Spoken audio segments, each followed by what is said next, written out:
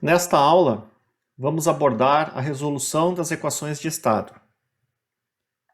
Para isso vão ser apresentadas técnicas para resolvermos as equações de estado. Vamos definir a matriz de transição de estados e como obtê-la. E por fim, vamos ilustrar a resolução das equações de estado através de um exemplo. Inicialmente, vamos considerar um sistema dinâmico, neste caso um sistema de segunda ordem elétrico, que nós já abordamos em aulas anteriores, o qual nós obtivemos as equações de estado e a sua representação em espaço de estados. Nesse sistema, a variável de saída considerada é o estado x1, que é a tensão no capacitor, e o estado x2 é a corrente no indutor. A partir dessa representação, verificamos que o sistema tem esta forma, e caso queiramos saber a saída desse sistema, ou seja, a tensão no capacitor, dada uma entrada, vamos supor um degrau unitário, como a saída y é uma combinação linear dos estados do sistema, eu preciso resolver essa equação de estados para poder calcular a saída. Esse é o objetivo, portanto, de resolvermos a equação de estado do sistema. Para obtermos a resolução da equação de estados, vamos reescrevê-la desta maneira, e eu vou definir a matriz E na T, que pode ser escrita desta maneira. Eu vou utilizar essa matriz E na T para multiplicar a equação acima dos dois lados da igualdade, o que não altera essa expressão. Então eu vou multiplicar aqui em cima, na realidade, por E na menos AT, que vai fornecer essa expressão. Essa expressão pode ser reescrita através dessa forma. A matriz E na menos AT segue as mesmas regras de derivação da exponencial comum que estamos acostumados a trabalhar. Então, se derivarmos esse produto, nós verificamos que chegamos na expressão acima. Por esse motivo que eu reescrevi essa expressão desta forma. Por que eu fiz isso? Porque na sequência eu vou integrar os dois lados dessa expressão de 0 até t. Observe que eu apenas troquei a variável de integração para não confundir com o tempo do limite superior da integração. Então, obtivemos essa expressão que vamos resolvê-la buscando a solução das equações de estado. Então, vamos integrar essa expressão de 0 a t. Integrando o lado esquerdo, essa derivada aqui vai sumir, resultando apenas e na menos a tal, x de tal, que aplicamos os limites da integração. O lado direito, eu mantive a integral que está apresentada aqui em cima. Aplicando os limites da integração, surge a condição inicial do sistema, x de 0, que eu vou repassar para o lado direito da igualdade. Portanto, temos essa expressão. Para isolarmos o x de t, que é o vetor de estados do sistema, eu vou multiplicar os dois lados da igualdade por e na AT. Agrupando essa exponencial com a exponencial que está dentro da integral, chegamos na solução das equações de estado. Observe que a solução contém duas parcelas. A primeira parcela é a solução devido a uma possível condição inicial diferente de zero para os estados do sistema. E uma segunda parcela devido à função forçante do sistema, que é o u de t. Para calcularmos a solução das equações de estado, podemos utilizar o MATLAB ou Python. No MATLAB, o comando initial fornece a solução das equações de estado devido à condição inicial do sistema. Para isso, passamos a declaração do sistema em espaço de estados, o vetor x0 contendo as condições iniciais, e o vetor contendo o tempo de simulação. Este comando retorna a saída y do sistema, o tempo de simulação e os estados do sistema nas colunas desta variável que eu chamei de x0. Para calcularmos a solução devido à função forçante, como a função forçante neste caso é um degrau unitário, utilizamos o comando step, onde passamos a declaração do sistema em espaço de estados e o vetor contendo o tempo de simulação. O comando retorna a saída y do sistema, o tempo de simulação e os estados do sistema nesta variável que eu chamei de xu em suas colunas. Para determinarmos a solução completa das equações de estado, precisamos somar as soluções devido à condição inicial e devido à função forçante, que é o que estou fazendo aqui. Portanto, o xt é a solução completa das equações de estado. Observe que eu utilizei o mesmo vetor de tempo de simulação nesses dois comandos. Isso é importante para garantir que os estados calculados nessas respostas tenham sido calculados relativos aos mesmos instantes de tempo. Caso contrário, não poderíamos fazer esta soma, pois estaríamos somando os estados calculados, porém em instantes de tempo diferentes. O Python também tem os mesmos comandos. Para isso eu preciso importar esta biblioteca. Tenho que passar o sistema, já definido em espaço de estados, o tempo de simulação, condição inicial, e aqui eu estou dizendo para este comando que eu também tenho interesse nos estados do sistema. Então ele retorna a saída do sistema, o tempo de simulação e os estados do sistema nesta variável x0 em suas colunas. Comando step, eu repasso o sistema definido em espaço de estados, o tempo de simulação, e aqui eu estou usando a opção que retorna também o vetor de estados nessa variável xu. Temos aqui a saída do sistema e o tempo de simulação. De maneira similar ao MATLAB, eu preciso somar os estados aqui devido à condição inicial do sistema e a resposta ao degrau para obter a resposta total do meu sistema. Novamente, utilizei aqui os mesmos tempos de simulação para que essa soma aqui seja referente aos valores dos estados nos mesmos instantes de tempo.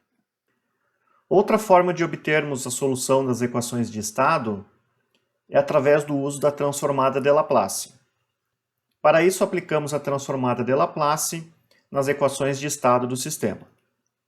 Fazendo isso, temos sxds menos xd0, que é a transformada de Laplace de x ponto, onde, neste caso, consideramos as condições iniciais do sistema. Axds é a transformada de Laplace de ax, e buds é a transformada de Laplace de bu. Agrupamos os termos que têm xds e passamos para o lado direito da igualdade a condição inicial do sistema. Colocamos em evidência xds para, na sequência, isolarmos xds através da multiplicação pela esquerda dos dois lados da igualdade pela matriz Si menos A na menos 1. Isto resulta nessa expressão que, se aplicarmos a transformada inversa de Laplace, levará à solução das equações de estado. Então, o que temos aqui? A transformada inversa de Laplace da matriz Si menos A na menos 1 é a matriz E na T. E aqui temos o produto de duas funções no domínio S.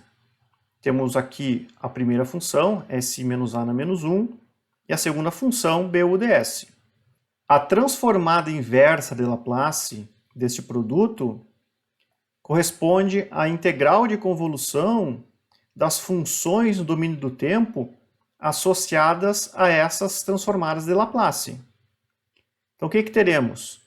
Como a transformada inversa de Laplace de Si menos A na menos 1, nós já vimos aqui que é E na T, esta exponencial deve sofrer a convolução com a função associada a buds, que neste caso vai ser budt, onde eu troquei t por tal devido à convolução entre essas duas funções. Então temos a nossa integral de convolução, d na t menos tal, bu de tal, de tal. Observem que aqui já surge uma outra maneira de representarmos E na T, que anteriormente a gente viu que era uma série de potências. Aqui, E na T pode ser calculado como a transformada inversa de Laplace de Si menos A na menos 1. Agora vamos definir a matriz de transição de estados. Vamos considerar um sistema dinâmico no qual não tem a função forçante. Então a solução dos estados é dada apenas pela parcela homogênea da solução da equação de estados. Esta matriz E na T que aparece aqui, ela é conhecida como matriz de transição de estados, nós vamos chamar ela de φdt, porque esta matriz vai governar a evolução dos estados a partir dessas condições iniciais.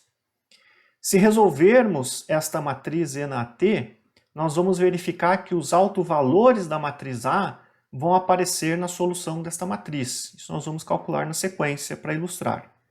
Aqui eu estou mostrando as duas possíveis formas de solução dessa E na T. Uma possível forma é a expansão por série de potências, e a segunda forma, que eu comentei no slide anterior, é calcularmos a transformada inversa de Laplace de SI menos A na menos 1. Essa expressão E na T, como eu comentei, ela aparece aqui na solução homogênea, ou seja, na solução associada às condições iniciais do sistema, mas ela também aparece dentro dessa integral. Então, para resolvermos as equações de estado de um sistema, é importante que a gente calcule a matriz de transição de estados. Vamos ilustrar aqui como obter a matriz de transição de estados para um sistema. Então vamos considerar esse sistema homogêneo e vamos calcular a matriz E na T deste sistema. Então a matriz A está aqui. Matriz E na T, nós vamos utilizar a transformada inversa de Laplace, porque ela vai fornecer uma expressão analítica fechada para essa matriz, ao contrário da série de potências, que é uma expansão que nós vamos ter que truncar para obter um resultado numérico. Então, calculando SI na menos A, temos essa expressão, e vamos calcular sua inversa. A sua inversa é a matriz adjunta de SI menos A sobre determinante de SI menos A.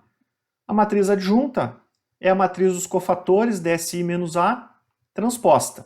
Então vamos calcular essa inversa. Determinante de SI menos A está expresso aqui embaixo. Então é S que multiplica S mais 3, menos 2 que multiplica menos 1. Então vai dar mais 2.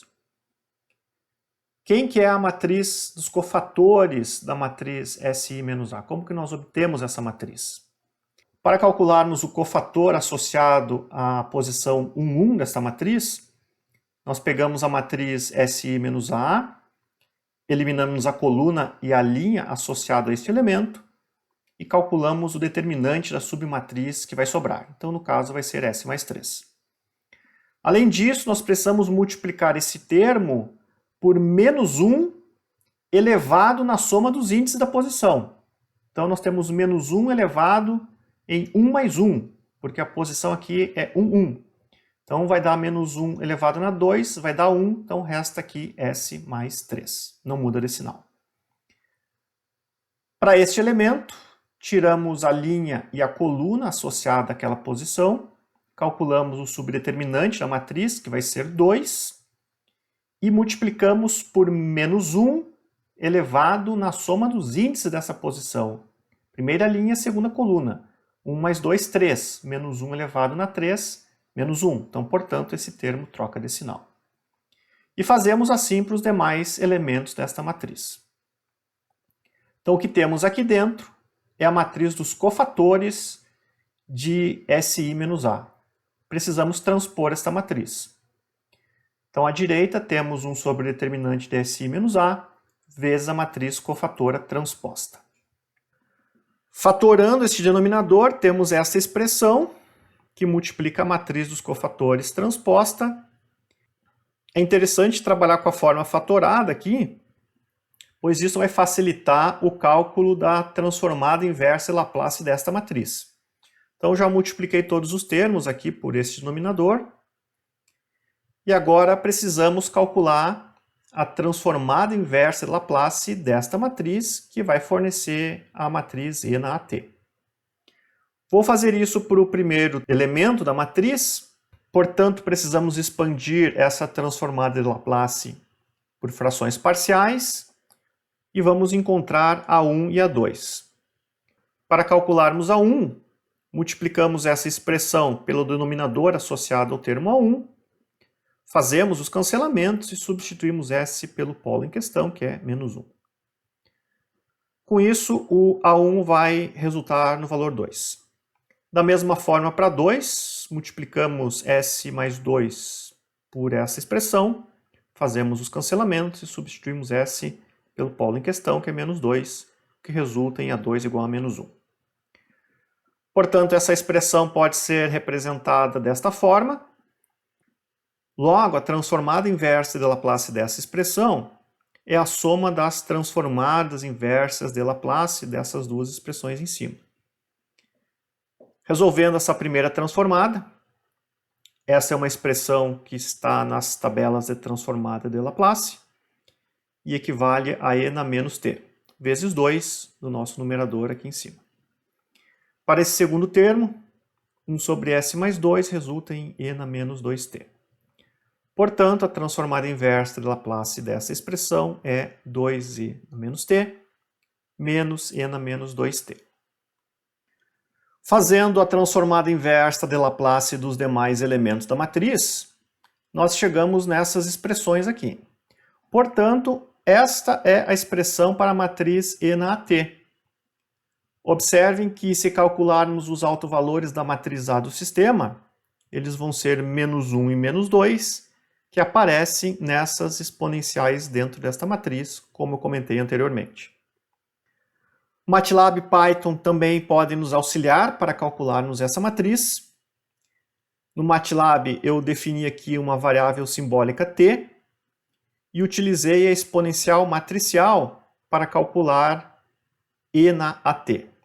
No Python eu importei aqui a biblioteca para cálculo simbólico, defini a matriz A de maneira simbólica, utilizando este comando, defini uma variável t simbólica e utilizei este comando para fazer o cálculo da matriz E na A vezes t.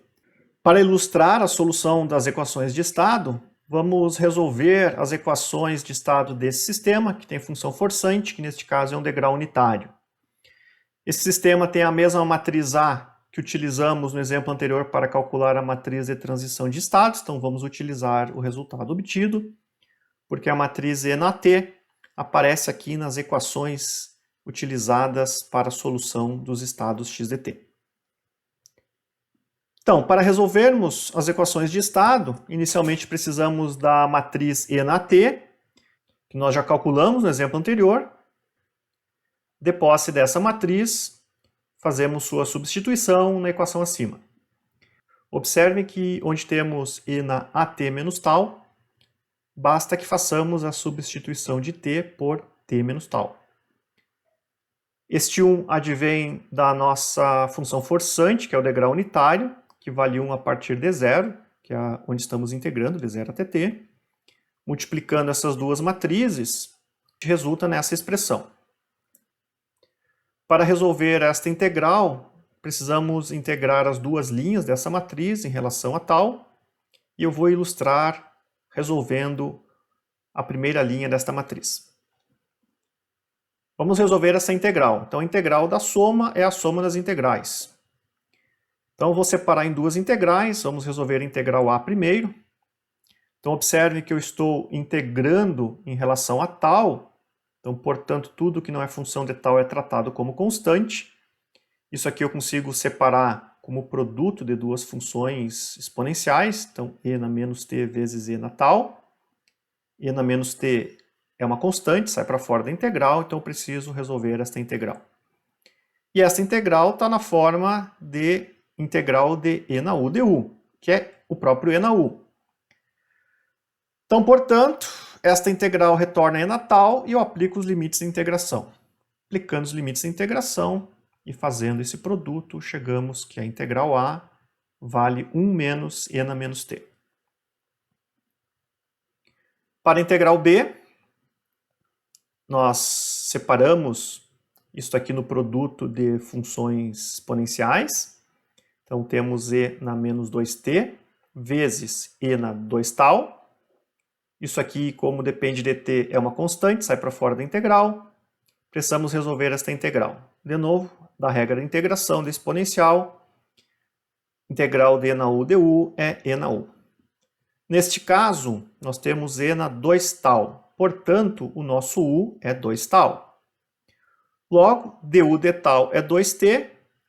Isso leva que du é 2 vezes d tal. Então, eu tenho aqui e na u, mas não tenho du. Preciso ajustar esse d tal para que ele seja o nosso du, que é 2d tal. Então, vamos integrar e na 2 tal d tal. Ajustamos aqui, multiplicando por 2 o d tal para termos o du. Como eu não tinha esse 2, eu preciso dividir por 2 para não alterar a integral. Com isso, eu tenho integral de e na u du, que é e na u. Aplico os limites de integração, que resulta nessa expressão. Então, isto aqui é esta integral que precisa ainda ser multiplicado por e na menos 2t para termos a nossa integral b que queremos resolver. Então, fazendo esta multiplicação, resulta nessa expressão que fornece 1 meio menos 1 meio de e na menos 2t como solução dessa integral. Então, resolvemos a integral a e a integral b. A integral a resulta nessa expressão, a integral b nessa expressão. Fazendo as somas aqui, chegamos neste resultado. Então, a integral da primeira linha da matriz que estamos resolvendo é esta aqui. Então, estamos buscando a solução desta integral. Já obtivemos a integral da primeira linha. Fazendo o mesmo com a segunda linha, nós obtemos esse resultado. E, portanto, está aqui a solução desta integral. O e na t nós já temos, então basta substituirmos aqui para termos a solução completa para os estados x1 e x2 e t. Se fizermos a multiplicação matricial, nós podemos expressar o estado x1 desta forma. Então, observem que ele depende de possíveis condições iniciais não nulas do estado x1 e do estado x2. E aqui o termo que depende da função forçante. Mesma coisa para o estado x2, ele depende de possíveis condições iniciais não nulas do estado x1 e do estado x2. E aqui a solução da função forçante que adveio desta integral. Para ilustrar, eu vou considerar um sistema com condição inicial diferente de zero. O estado x1 de 0 vale 1, o estado x2 de 0 vale menos 1. No gráfico a gente vê que o estado x1 começa em 1 e tende para 0, o estado x2 começa em menos 1 e tende para 0 à medida que o t aumenta. O que faz sentido, visto que os coeficientes associados às condições iniciais do sistema na solução das equações de estado envolvem exponenciais com expoentes negativos. Logo, à medida que o tempo cresce, essas exponenciais vão tender para 0. Então, o efeito dessas condições iniciais, à medida que o tempo aumenta, vai sumir. Já aqui eu tenho a resposta somente à função forçante. Então, aqui eu tenho a resposta, no caso do estado x1, somente a esta parcela que está entre parênteses. E para o estado x2, somente a esta parcela que está entre parênteses. Então, observe que começam em 0. E neste caso, para o estado x1, essas exponenciais vão tender para 0 à medida que o t aumenta. E vai sobrar somente 1 meio, que é o valor em regime permanente do estado x1. E para o estado x2, como essas exponenciais também tendem para 0 à medida que o t aumenta, o estado x2 também vai tender para 0.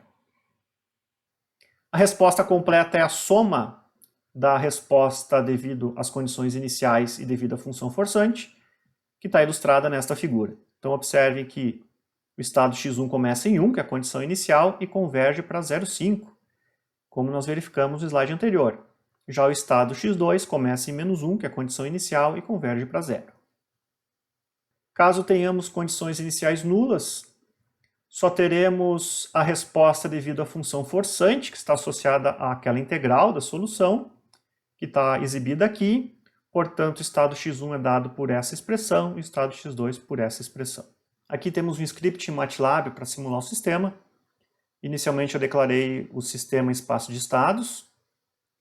Calculei a matriz de transição de estados por duas maneiras diferentes. A primeira, eu usei a definição que a matriz de transição de estados é a transformada inversa de Laplace de SI menos A na menos 1. Então, eu defini uma variável simbólica S, calculei a inversa de SI menos A. Aqui eu tenho uma matriz de identidade 2 por 2, porque a matriz A é uma matriz 2 por 2. E aqui eu calculo a transformada inversa de Laplace desta matriz que eu chamei de φS. Outra maneira é utilizar a exponencial matricial. Para isso eu defini uma variável simbólica t e usei este comando aplicado em A vezes t. Para obtermos a solução dos estados do sistema, eu defini uma condição inicial 1 e menos 1 para os estados, um vetor de tempo de simulação de 0 a 10 segundos, com 100 pontos linearmente espaçados entre 0 e 10. Aqui eu calculo a resposta à função forçante, ou seja, desconsidero as condições iniciais.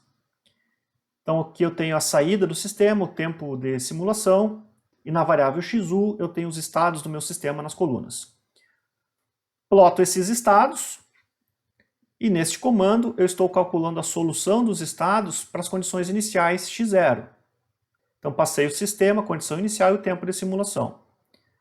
Saída do sistema, tempo de simulação, e nessa variável x0 eu tenho os estados do meu sistema nas colunas. Ploto esses estados para verificação, e aqui eu obtenho a resposta completa. Os estados com a resposta completa são a soma das respostas devido à função forçante com a resposta devido às condições iniciais. E aqui eu estou plotando a resposta completa. Observem que eu calculei as respostas nos mesmos instantes de tempo, definidos aqui nesse vetor, para que esses estados obtidos tenham sido calculados exatamente nesses instantes definidos. Caso contrário, estaria somando esses estados em tempos diferentes. Aqui um script em Python para fazer a mesma simulação. A única coisa adicional em relação às outras aulas é que eu adicionei a biblioteca para trabalhar com cálculo simbólico. Defini a matriz A, aqui que eu chamei de A minúsculo, de forma simbólica. Defini as variáveis ST como símbolos. E aí, aqui eu estou calculando a inversa da matriz SI-A. Aqui eu só faço um cancelamento dos elementos dessa matriz para reorganizar ela, para simplificá-la, e calculo a transformada inversa Laplace desta matriz obtida aqui em cima. Para isso eu passo a matriz φS, a variável S e a variável T, que são requisitos para usar essa função. Aqui eu só estou exibindo a matriz φ. Outra maneira de calcular é similar ao MATLAB. Eu utilizo o comando ESP, dA vezes T, que vai retornar a minha matriz de transição de estados. Aqui eu estou declarando o sistema, as matrizes A, B, C e D, para calcular a solução dos estados desse sistema. Defini condições iniciais, um vetor de tempo de simulação de 0 a 10 segundos, com 100 pontos linearmente espaçados entre 0 e 10. Calculo a resposta ao degrau, informo que eu quero ter acesso aos estados do sistema, que vão estar na variável XU em suas colunas, e ploto esses estados. Aqui eu calculo a solução do sistema para as condições iniciais, informando que eu quero acesso aos estados, que vão estar na variável x0 em suas colunas, ploto esses estados, e aqui embaixo eu faço a soma dos estados obtidos devido à função forçante e à condição inicial, e ploto para verificar o resultado. Com isso concluímos essa aula sobre a solução das equações de estado dos sistemas. Gostaria de destacar que nessa solução é envolvida aquela matriz ENAT, que é a matriz de transição de estados, e nessa matriz aparecem os autovalores da matriz A, ou seja, os polos do meu sistema. Então os polos vão aparecer explicitamente na solução dessas equações. E como temos exponenciais, já fica evidente que se os autovalores são negativos da matriz A, significa que os polos estão no semiplano esquerdo. Aquelas exponenciais vão ter expoentes negativos, portanto são exponenciais que vão tender a zero. Caso os autovalores fossem positivos, nós teríamos polos no semiplano direito e aquelas exponenciais tenderiam a crescer, o que tornaria o sistema instável. Espero que essa aula tenha sido proveitosa para todos e até o nosso próximo encontro.